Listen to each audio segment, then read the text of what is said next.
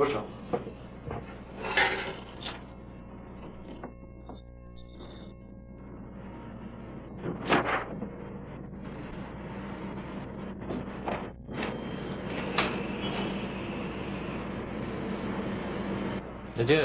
এই টেস্টগুলো তুমি কোত্থেকে করেছো? রাজশাহী।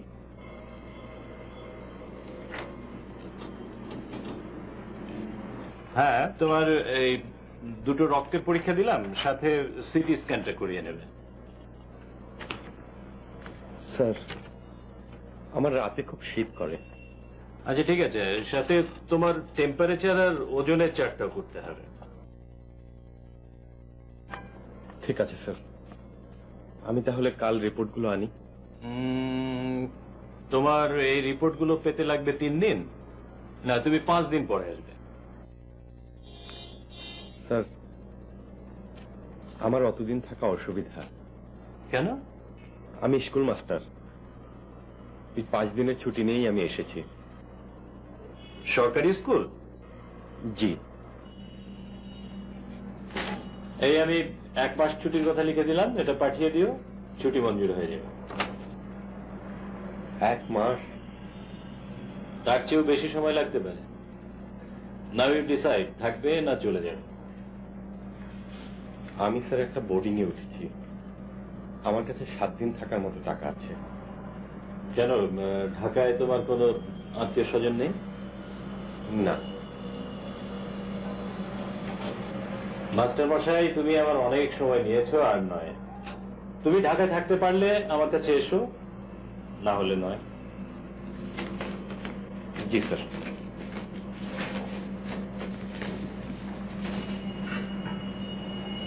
আসসালামু আলাইকুম। ওয়ালাইকুম।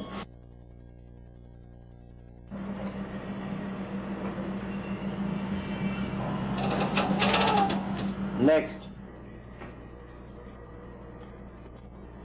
রাইট স্যার, আপনি ভিতরে যান।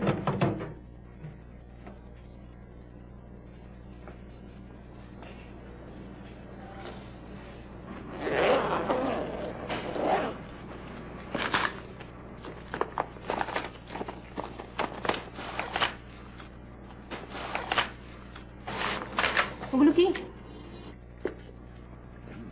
লুঙ্গি আর গামছা।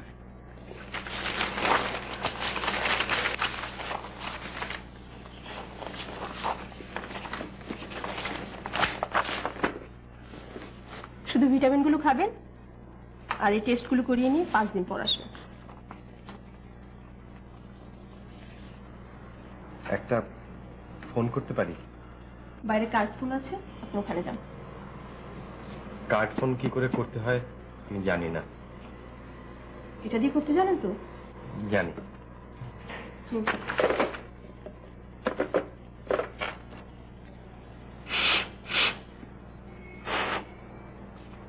শব্দ পাই না,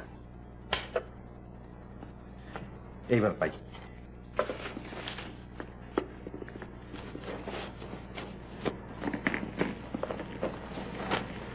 এটা কি? নিমের দাঁতন।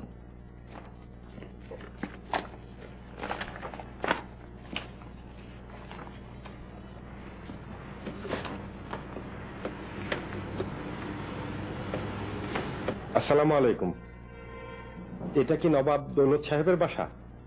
যে যে আমার নাম কাজল, আমি রাজশাহীর হরগ্রাম থেকে এসেছি। নবাব সাহেব কি বাসায় আছেন? স্যার তো বাসায় নাই। ওনাকে আমি কখন বাসায় পাবো? কইতে পারি না। আপনাদের বাসার ঠিকানাটা কি আমাকে বলবেন? গুলশান 19 নম্বর রোড, 21 নম্বর বাসা।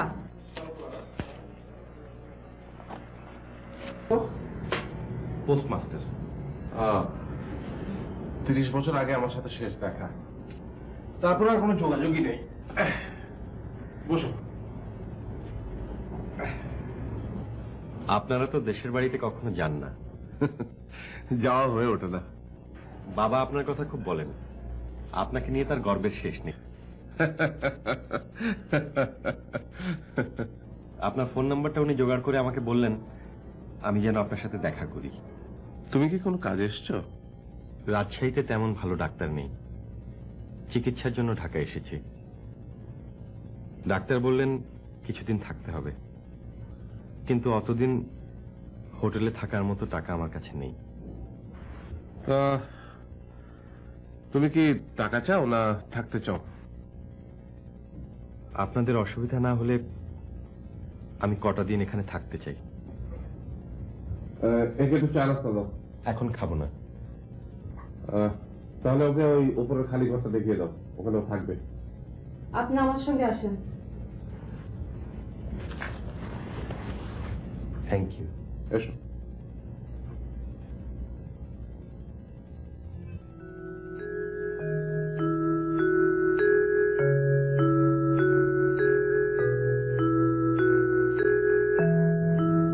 আসেন। এই ঘর আর এই বাথরুম। বাথরুমে পানি আছে? থাকবো না কেন? যে হোটেলে উঠছিলাম 2 দিন পানি ছিল না। গুলশানে রাজা বাদশারা থাকে, এইখানে পানি লাইট কোনোদিন যায় না।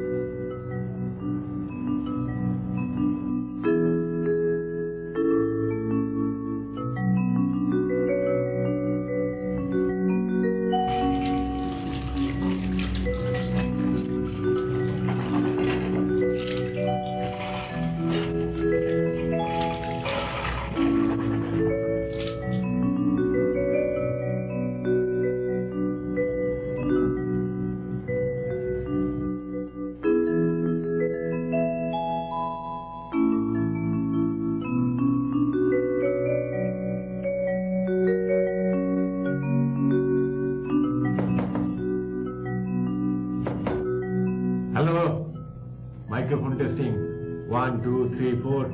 Hello hello.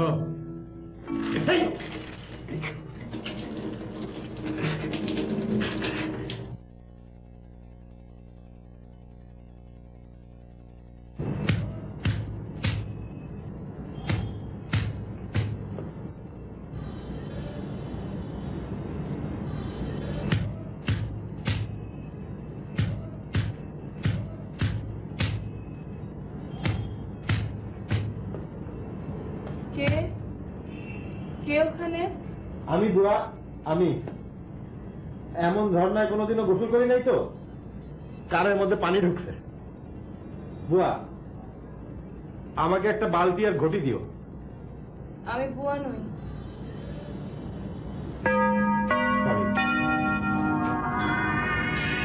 এটা কি? গামছা।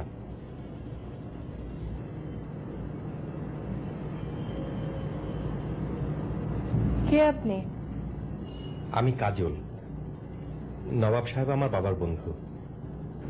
আমি রাজশাহী থেকে এসেছি। বাবার সাথে আপনার দেখা হয়নি? হয়েছে। আপনি এখানে কি করছেন?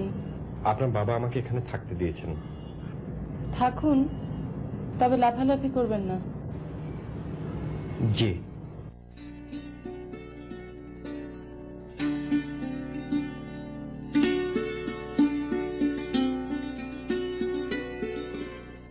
শুধু দুধ খাচ্ছ তাই না বাবা? হ্যাঁ, আজও আমাকে ফাঁকি দিলেন। রাতে ভারী কিছু খেলে আমার ঘুম আসে না রে। তাই বলে শুধু দুধ খেয়ে থাকবে? যদি খিদে লাগে শোয়ার আগে একটা রুটি খেয়ে নেবো। আসেন। কি হলো, দেরি হলো কেন? ঘুমিয়ে পড়েছিলাম। বসো। বুয়া তুমি যাও, নিয়ে নেবে।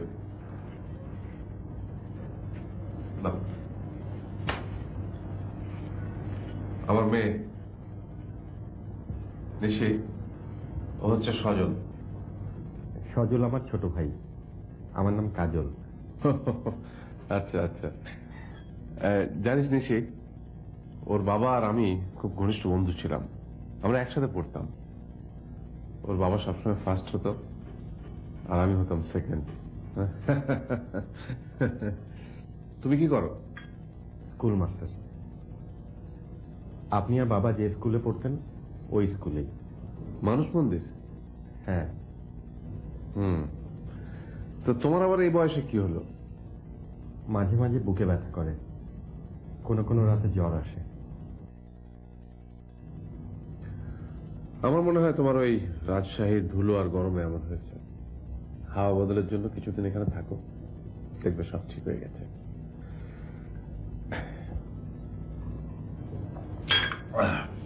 আমি উঠি, তুমি নিশিকে তোমাদের পদ্মা নদী আর টমটমের গল্প বলো।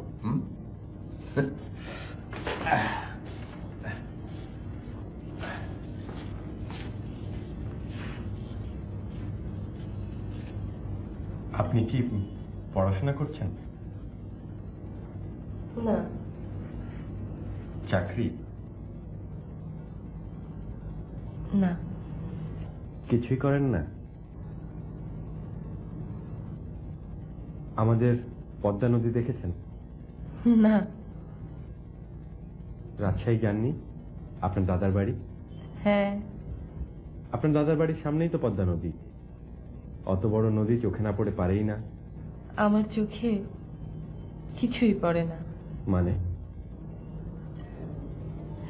আমি অন্ধ।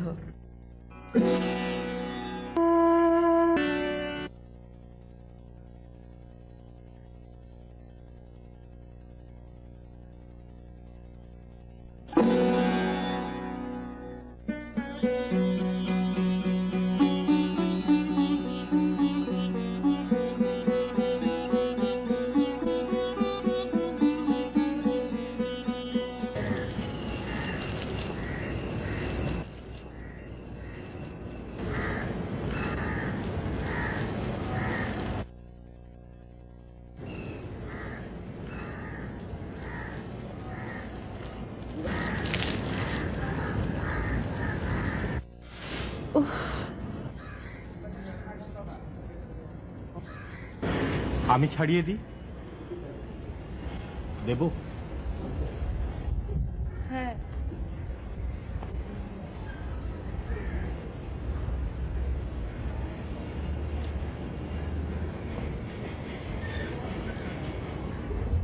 আমাকে চিনতে পেরেছেন? হ্যাঁ। আমি কে? আপনি কাজল, পদ্মা পাড়ের। বাবা,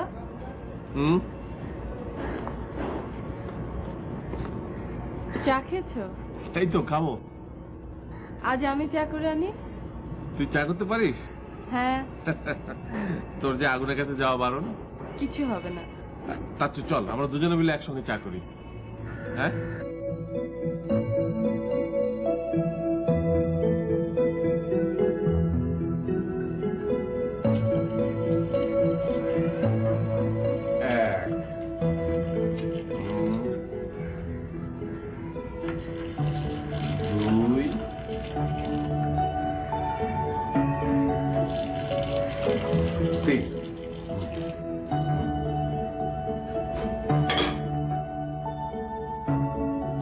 রেডি? রেডি। হ্যাঁ, 1 1 2 2 3। 3।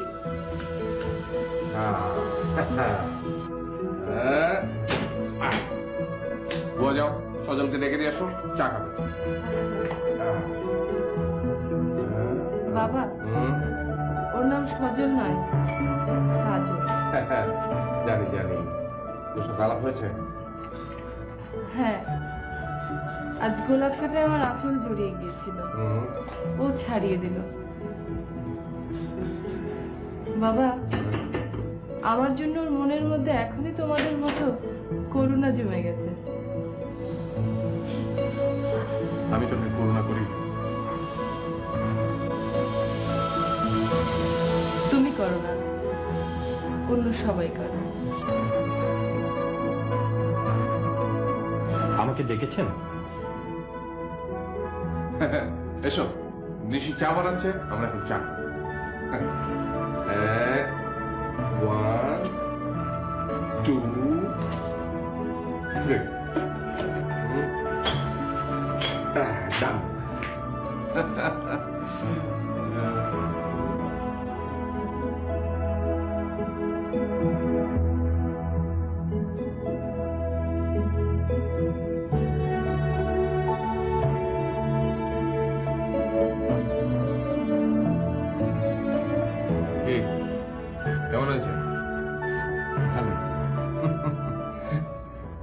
বাঙালির সবচেয়ে বড় দোষ কি জানো? এই জাতি কোনোদিন বড় মুখ করে কারো প্রশংসা করতে জানে না। তুমি জানো আমি হার্ভার্ড ইউনিভার্সিটির একজন ভিজিটিং প্রফেসর, দুটো সাবজেক্টে আমি পিএইচডি করেছি। আমি নিজে হাতে তোমাকে চা বানিয়ে খাওয়াচ্ছি আর তুমি বলছো কিনা ভালোই। Have a heart man. বাবা, তুমি নিজেই একটু খেয়ে দেখো না। ওকে।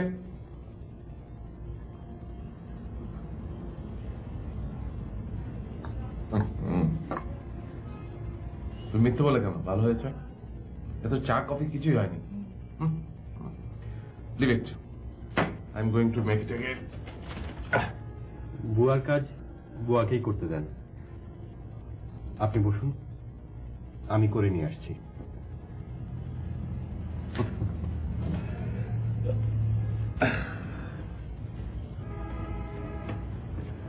বাবা, তোমার খুব কষ্ট তাই না? আমি তোমার জন্য কিছুই করতে পারি না। এক কাপ চা করে দিতে পারি না, তোমার মুখে ভাত তুলে দিতে পারি না, তোমার নখ কেটে দিতে পারি না, তোমার পা দুটো ধুয়ে দিতে পারি না। মেয়েরা তাদের বাবার জন্য কত কিছু করে, আমি তোমার জন্য কিছুই করতে পারি না, তাই না বাবা?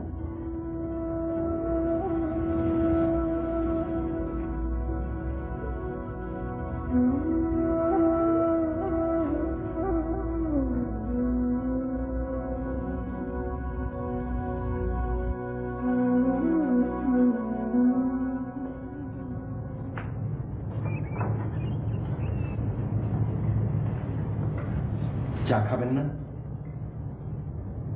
খাবো।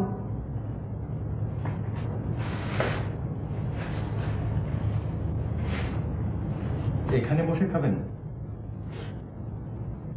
আমার জন্য তো সব জায়গায় সমান, সমান অন্ধকার।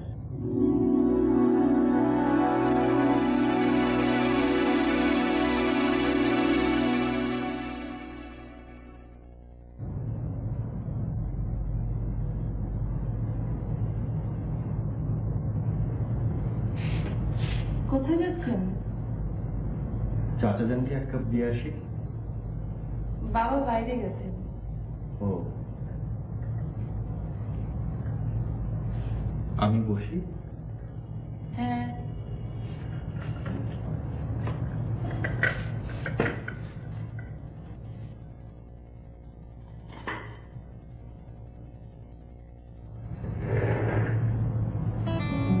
এই মা, আপনি শব্দ করে চা খান? শব্দ করে চা খেতে খুব স্বাদ লাগে। আবার? আচ্ছা, আর শব্দ করবো না।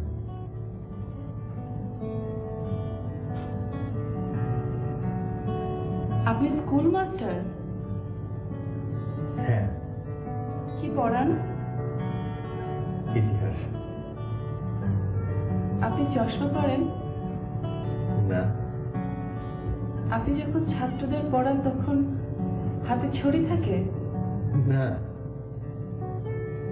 তাহলে আপনি কেমন পণ্ডিত মশাই? চোখে চশমা নেই, হাতে ছড়ি নেই। বাবার কাছে তার পণ্ডিত মশাইয়ের অনেক গল্প শুনেছি। আমি তো পণ্ডিত মশাই না। আপনি মাস্টার মশাই? হ্যাঁ। মাস্টার মশাই, আপনি খুব সুন্দর চা বানান। আমি চা বানিয়েছি, কে বলবো? সুবাস। বুয়া বানালে গন্ধটা অন্যরকম হয়। আমার তাই গন্ধ কেমন? বাতাসের মতো। বাতাসের আবার গন্ধ আছে নাকি? আছে।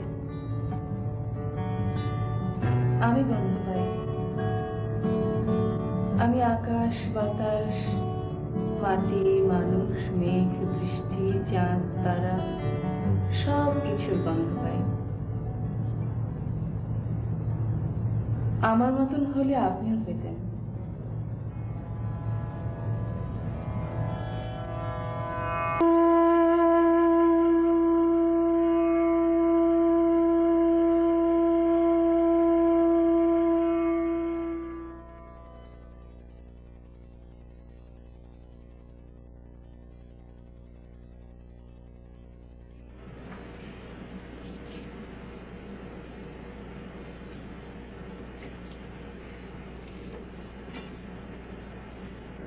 ঠিক আছে, আসেন।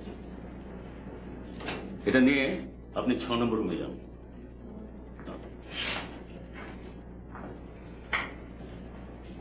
আরে নবাব, কখন এসছো? অনেকক্ষণ। আমাকে ডাকলে পারতে। রুগী দেখছেন, তাই বিরক্ত করেনি। কেমন আছো? না, ভালো না। আচ্ছা, তুই সরকারের কাছ থেকে কি জন্য যেন অনুদান চেয়েছিলি? Operating microscope for eye. টাকা পেলি? না। কত টাকা লাগবে? 20 লাখ হলে একটা ভালো মাইক্রোস্কোপ পাওয়া যায়। আমি দিলে নিবি? এত টাকা তুই কেন দিবি? কারণ এই অর্ধেক আমি আর আমার এই অন্ধ মেয়ের জন্য টাকা জমিয়ে কোনো লাভ নেই, তাই দেব।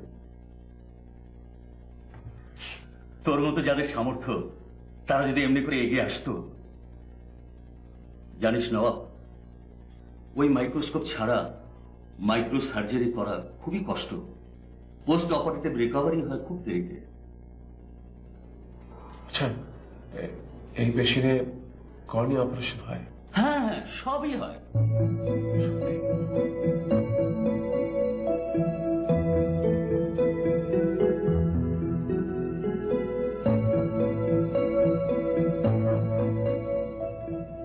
আপা,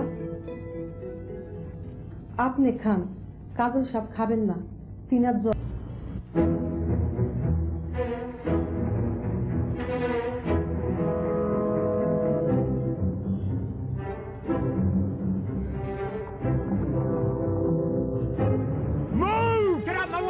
মিছিল ঘোরানো যাবে না সাহেব।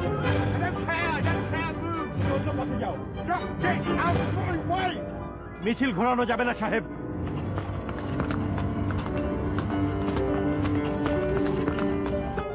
ভাই সাহেব খান।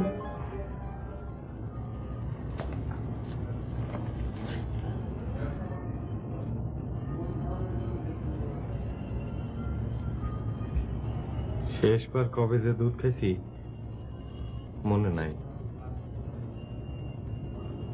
দুধ দেখতে কেমন, দুধের রং কেমন ভুলে গেছি।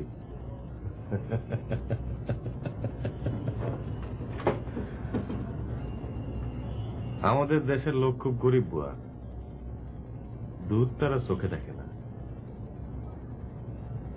তোমার আপা যেমন কোনো কিছু চোখে দেখে না, টাকা পয়সার অভাবে আমরাও কত কিছু চোখে দেখি না। এখন তুমি যদি অন্ধরে জেগাও দুধ খাইবেন, অন্ধ কইব দুধ দেখতে কেমন, তুমি কইবা দুধ দেখতে সাদা। অন্ধ কইব সাদা দেখতে কেমন, তুমি কইবা সাদা দেখতে বকের মতন। অন্ধ আবার কইব বক দেখতে কেমন, তুমি কইবা বক দেখতে লম্বা। অন্ধ তখন কইব না বাবা, আমি দুধ খাবো না, লম্বা জিনিস গলায় আটকায়া যায়।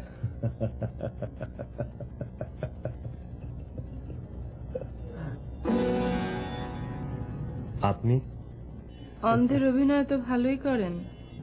বুয়াকে গল্প বলছিলাম। এরকম কটা গল্প আপনার স্টকে আছে? অনেক। বলুন শুনি। আমার ছোট ভাই সাজু যখন হলো মার বুকে তখন দুধ ছিল না, বাবার ছিল না দুধ কিনে খাওয়ানোর পয়সা, তাই ওকে আমরা আটা গুলে খাইয়েছি। আমি যখন আমার ছাত্রদের পড়াই, দুধ হচ্ছে খাদ্য প্রাণ, এতে রয়েছে সবগুলো ভিটামিন, তখন ওরা হাসে। অন্য গল্প বলুন। নদীর গল্প শুনবেন? পদ্মা। আপনার দাদা বাড়ির সামনের মাঠটা পেরোলেই যে মরুভূমি, তার নাম পদ্মা। পদ্মা এখন আমার মায়ের বুকের মতো শুকনো। পদ্মা আর আমার মায়ের বুক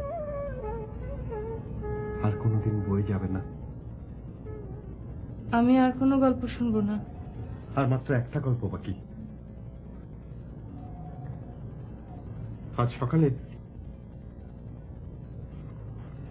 বাহাদুর শাহ পার্কে গিয়েছিলাম, তার সামনেই দেখলাম নর্থ ব্রুক রোড।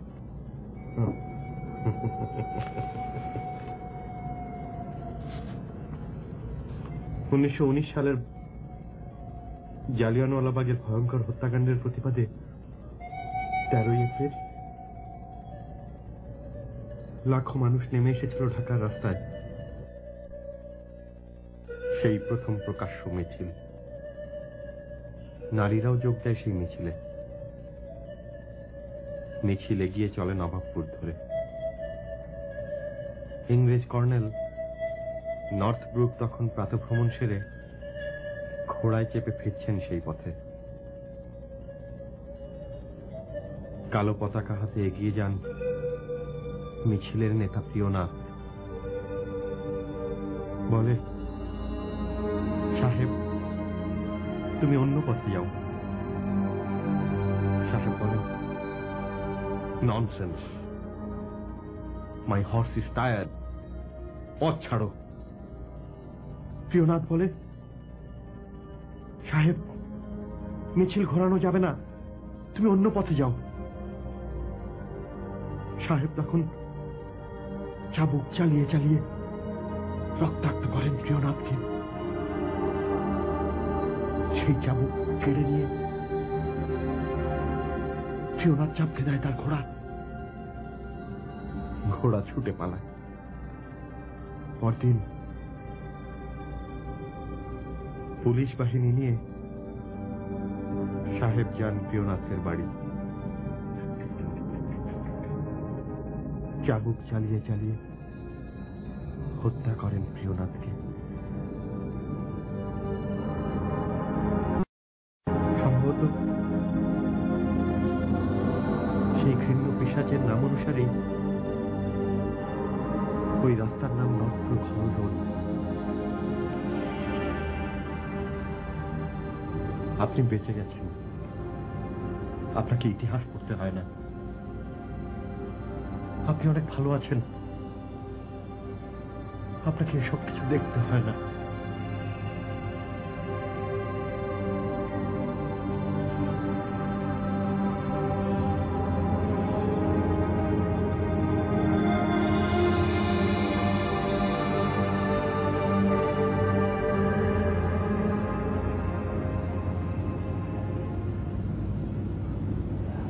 আপনার তো খুব জ্বর, গা পড়ে যাচ্ছে।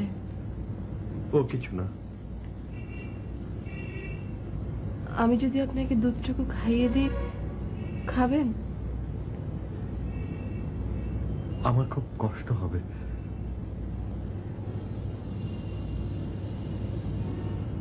হোক, আমার জন্য আপনার একটু কষ্ট হোক। কিরে, ঘুমাসনি? না বাবা, ঘুম আসছে না। কেন? কাজল না বাবা মনটা খুব খারাপ করে দিল। বলল ওর ছোট ভাইটা দুধের অভাবে আটা গুলে খেয়েছে। বলল পদ্মা নদী শুকিয়ে মরুভূমি হয়ে গেছে। বলল একটা খুনি ইংরেজের নামে ঢাকা একটা রাস্তা আছে যে চাবুক মেরে মেরে প্রিয়নাথকে হত্যা করেছিল। বাবা, ও বলে কি আমার চোখ নেই তাই আমি খুব ভালো আছি, আমাকে মানুষের অভাব দেখতে হয় না, কোনো নদী বা কোনো মানুষকে মেরে ফেলার ঘটনা আমাকে প্রত্যক্ষ করতে হয় না।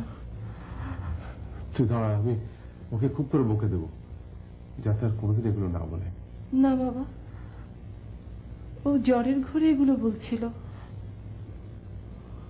বাবা, ওর না খুব জ্বর।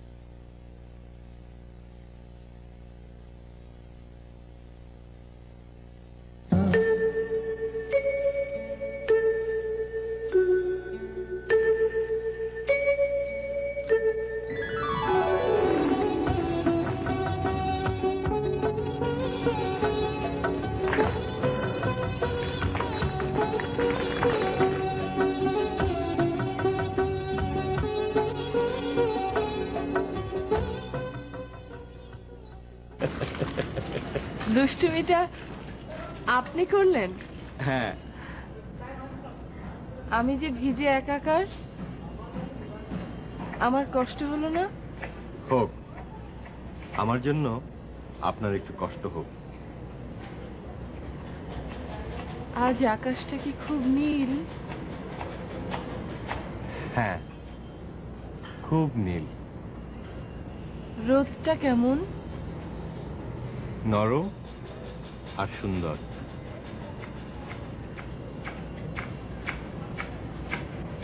আমাকে কোথাও নিয়ে যাবেন? কোথায়? যেখানে অনেক সবুজ। আমার সঙ্গে গেলে বাবা বকবে না?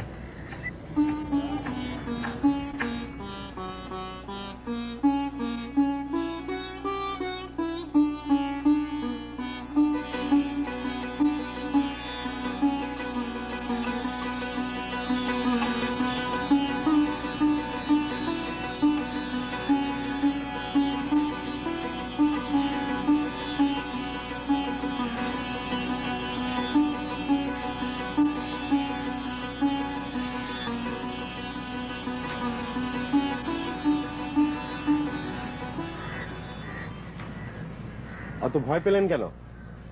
আমি তো হাত ধরেই ছিলাম। ভয় পাবো না? অমন জোরে জোরে গাড়ি চলছিল, মনে হলো সব আমার বুকের উপর দিয়ে যাচ্ছে। মরতে ভয় হয়?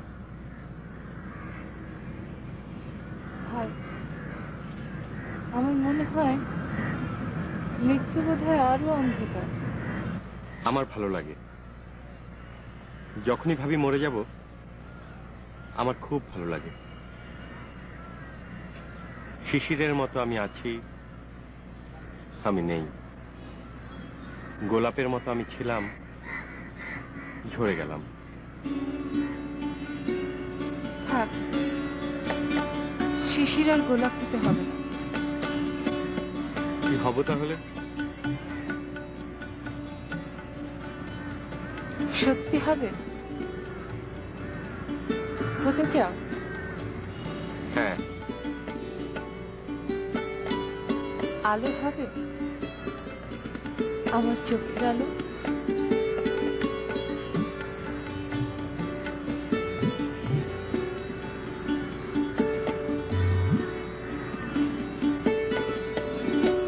জানো, আমার যখন 4 বছর তখন আমার চোখ গেছে। আমি পাখি দেখেছি সবুজ, আকাশ দেখেছি নীল, বাবাকে দেখেছি ধবধবে, ফুল দেখেছিলাম, শুধু মার মুখটা আমার মনে পড়ে না।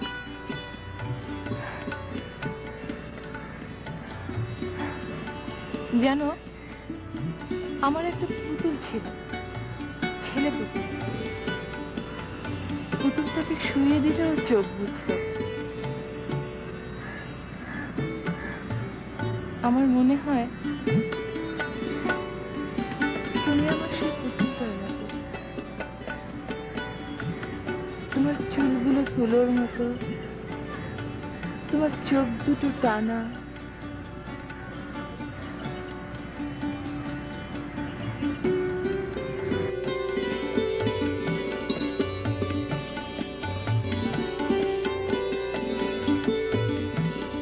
থামলে কেন? আমার কেবলই ছুটতে ইচ্ছে করছে। সামনে খুব সুন্দর একটা ঘর, দরজা নেই, জানালা নেই, কেবল ছাদ আছে, তাতে লাল টুকটুকে তালি। তাহলে ওটা ঘর না, খেলা ঘর। আমার পুতুলের ঘরটা ঠিক অমন ছিল। আমিও তো তোমার পুতুল। তোমার যে পুতুলটাকে শোয়ালে চোখ বুজে ফেলতো, আমি তোমার সেই পুতুল। আমার এখন চোখ বুজে শুয়ে থাকতে ইচ্ছে করছে। চলো, ওই ঘরটায় আমাকে শুইয়ে দেবে?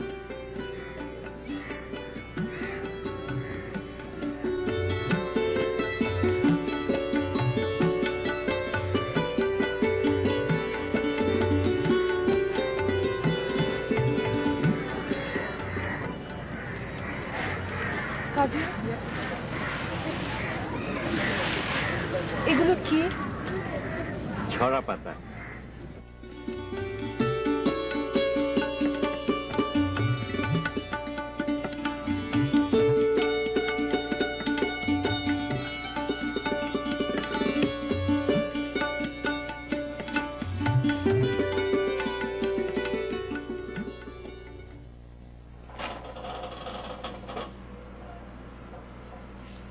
স্যার, আপনি কি খারাপ কিছু সন্দেহ করছেন?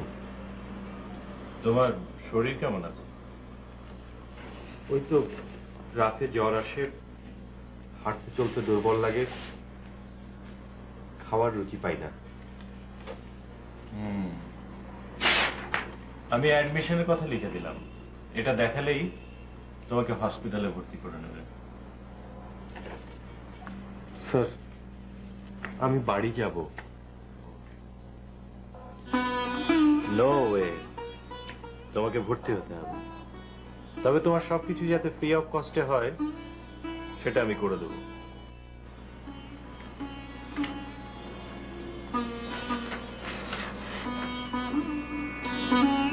Thank you. Good night.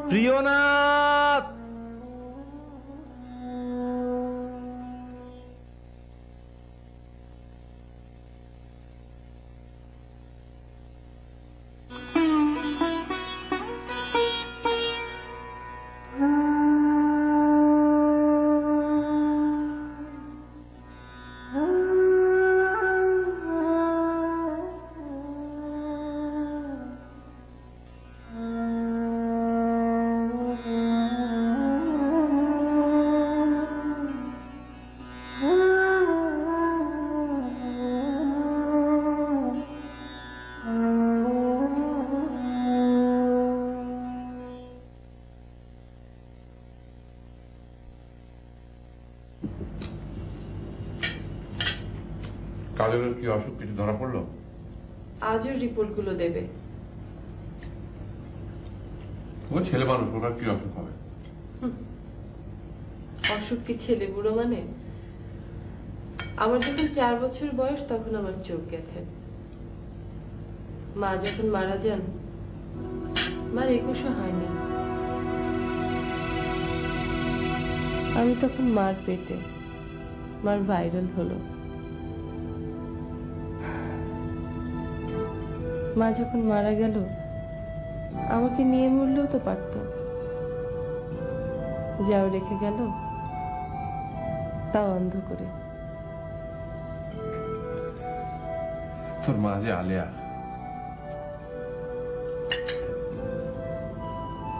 তোর মায়ের নামের মানে জানিস? না। প্রহেলিকা, বিভ্রাম, যা কখনো ধরা ছোঁয়ার মধ্যে থাকে না। বাবা, হুম, কাজল মানে কি? কাজল মানে অঞ্জন। অঞ্জন মানে কি? যা দিয়ে চোখ রাঙানো যায়।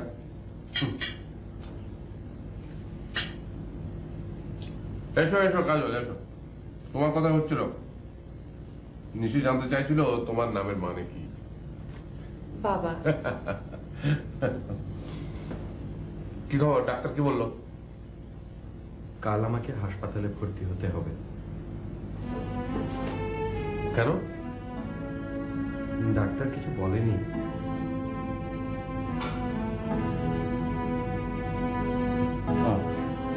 বসো, খেতে খেতে কথা বলছো।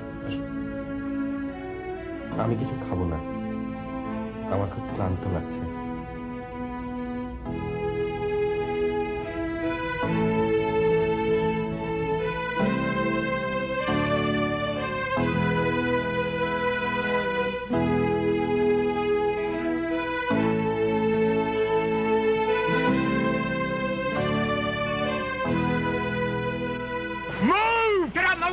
মিছিল ঘোরানো যাবে না সাহেব। I don't care, move! তুমি অন্য পথে যাও। Just get out my way! মিছিল ঘোরানো যাবে না সাহেব।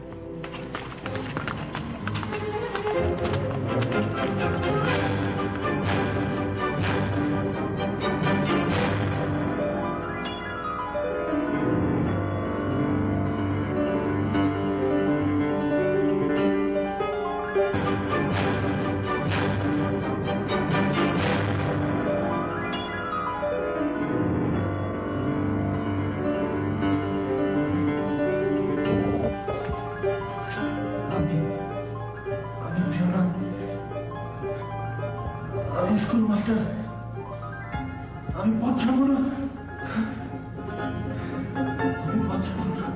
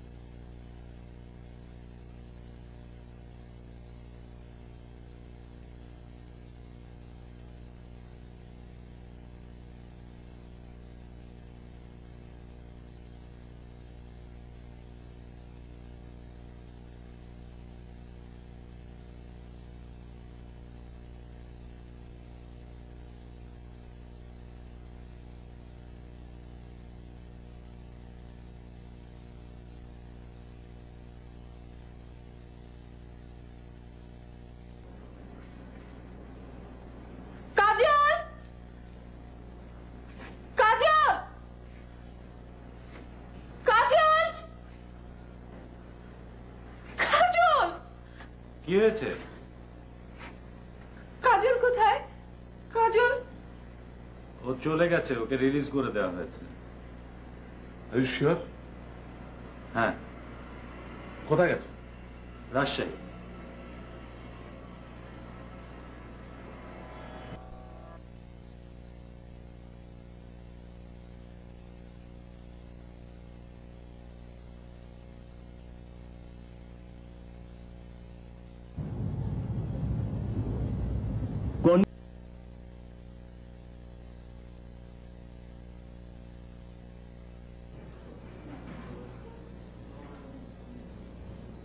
আমি দেখতে পাচ্ছি বাবা।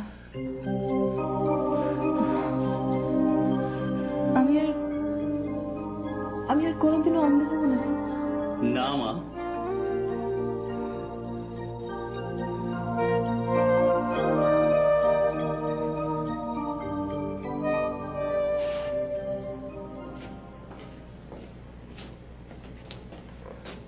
আপনি এখানে একটা সই করে দিন। কেন? আপনার মেয়ের চোখে যে কর্নিয়া লাগানো হয়েছে আপনি সেটা সার্টিফাই করবেন। ও লিখতে জানে, ওই সই করুক। নে।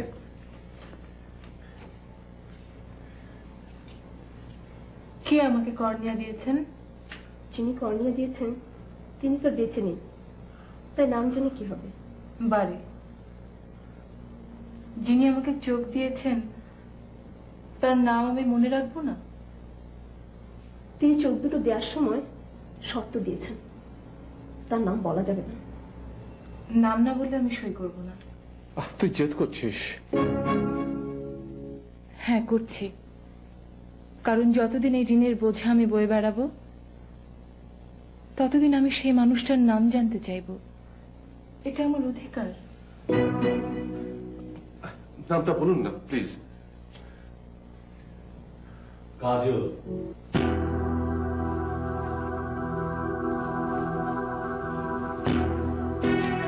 কাজল?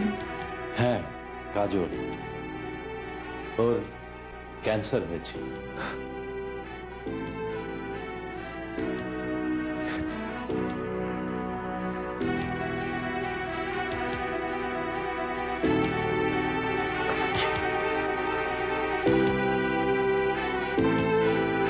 কাজল?